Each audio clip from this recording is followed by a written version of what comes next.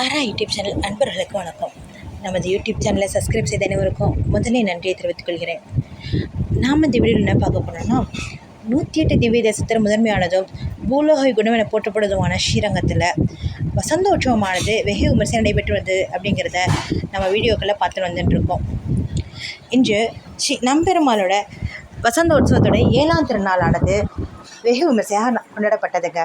நம்பெருமாள் உபயநாச்சியாருடன் திருச்சிவைகள் எழுந்தள்ளிருந்து நெல்லளவு கண்டருளி இந்த உலக அனைத்துக்கும் படியிறக்கும் விதமாக நெல்லளவு கண்டருளி அதன் பிறகு வசந்த மண்டபம் எழுந்தள்ளிருந்து பக்தர்களுக்கு சேவை சாதிச்சார். உலகத்தில் உள்ள அத்தனை பேரும் பசி இல்லாமல் உணவு எல்லாருக்கும் கிடைக்கப்பெறணும் அப்படிங்கிறதுக்காக தான் ஒவ்வொரு உற்சவத்துலேயும் 7ஆம் திருநாளானது நெல்லளவு கண்டருள நிகழ்வானது நடைபெறுதுங்க.